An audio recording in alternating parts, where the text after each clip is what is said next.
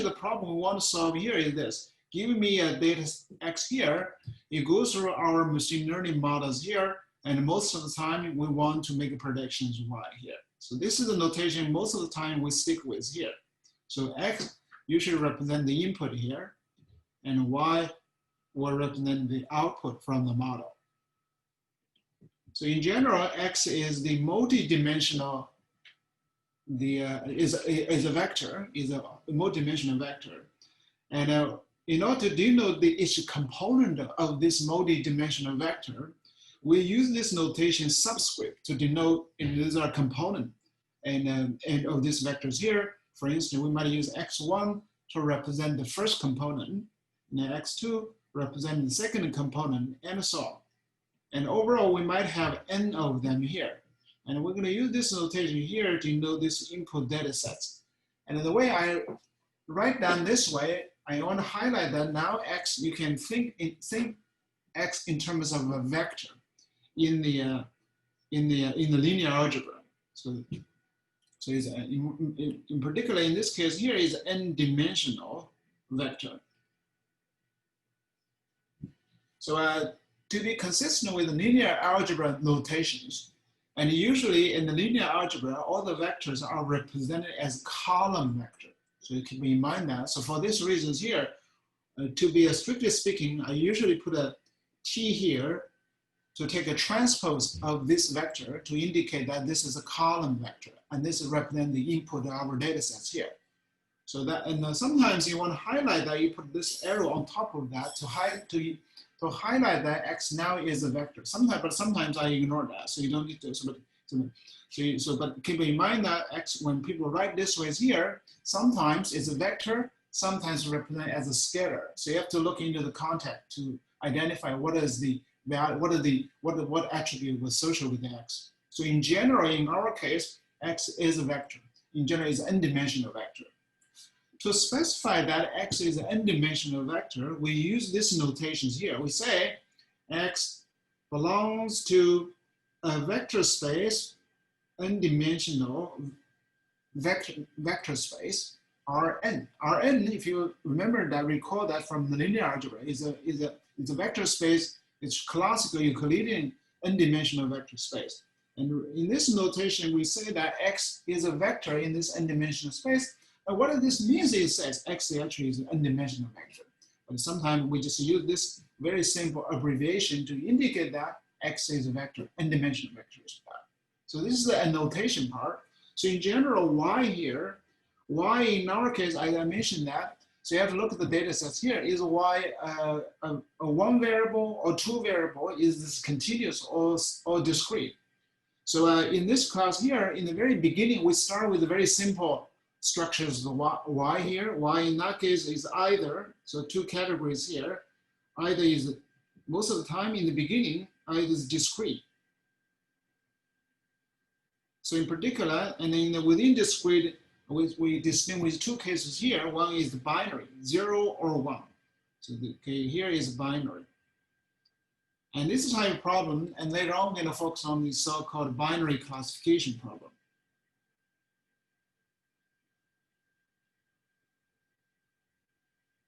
But Y could be categorical, could be say 0, 1, 2, and K here.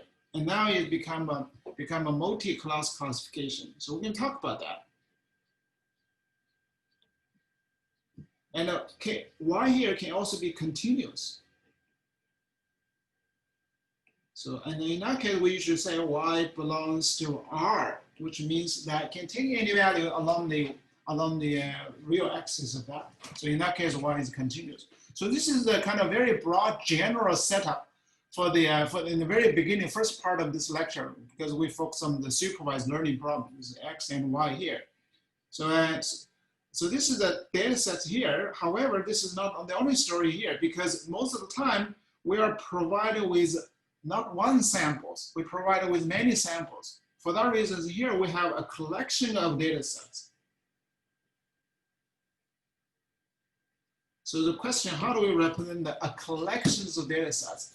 And in that case, we use these notations here. We say our data sets here, you should say big D here is our data set is contains a list of them, a set of them here. So within each set is pairs of X and Y. So you have pairs of X and Y. So a set of data sets with pairs of X and Y. So however, because I have maybe have many of them here, so I'm going to use this superscript I here to indicate which one of the to indicate which sample from this collection here. So I'm going to use superscript I to represent this. This is an I sample from this collection here, and because data set comes in pairs, given X, what is Y here? So I'm going to use the superscript I to represent that. This is the input of that sample. This is the output, target output of that sample. And I'm going to use this notation to say, now I here can go from 1 to, and now it depends on how many samples we have.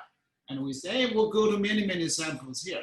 And usually I use this notation called a little m to represent the total number of samples. So m here represent the total number of samples in this collection.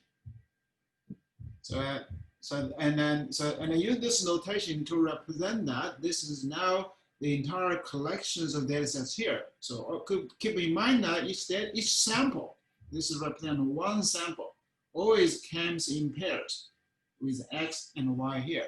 We use a superscript to indicate the labels of that samples. All right, so now I just give you some of the notation here. I hope you can start to kind of become familiar with this type of notation. Superscript represent the index of the component of each sample. Superscript represent the index of the samples here. So then we're going to stick with this type of notation here throughout this courses here. So that, but in the very beginning, I just want to get familiar with that, and then later on, you feel very comfortable. When I write down those notations, you know exactly what they mean. So, so next, I want to go one level further in this. So in this case here, I represent data sets here using a set. Using a set here is a collections data set. So, this is not very convenient. So you cannot hardly, if you represent the set of pairs of samples in the Python, that's the extremely inefficient representation. Instead, we represent those data sets in terms of the arrays or matrix. And the question is, how do you represent data with the matrix? And so in matrix, that would be means you can represent in terms of NumPy arrays in the Python. How do we do that? Well, so we're going to collect all the data sets here, put them into different rows of the matrix. So what I'm going to do here, I'm going to create a big matrix called X here. So in this matrix here, the first row is going to be the first samples. So remember that the first sample has n component of that. So in the end, what we can have here, I will have n columns in this matrix here. And the first row of these columns represent the first sample. And the second row represent the second sample. So I didn't write down that, and so on. So the last row represent the last samples of that. So, and then if you do that, you can see this stuff here, this big X here, uppercase X here, now is a matrix. And this, if you look more carefully, this matrix has m rows, n columns. So as a result, it's going to be m by n matrix. So that is X here is m by n matrix. And sometimes we use this notation here to indicate that X is m by n matrix, n times n here, to indicate that this is m by n matrix. So, and this represents a vector, this is represent a scalar, and this represent a matrix here. And this becomes very convenient because you can store all the data just using one single variable, uppercase X in the Python, and then store them in array format. So once you store in an array, and then you can utilize all the linear algebra operations, matrix, vector calculation, etc. Become more efficient. So this is the X here. The question how to represent the Y here. Similarly, Y you can represent this way. So Y, I'm going to use a vector to represent the Y. Because if I assume Y has one values here, So in the end, I first sample it can be represented with y1, second sample will be y2. Overall, I have ym. So as a result of that, this y here becomes an n-dimensional vector.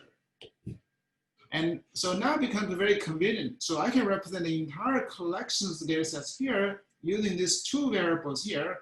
One is big X, the other one is bigger Y. So now this is a matrix, this is a vector here. So I'm going to stick with this notation in this throughout the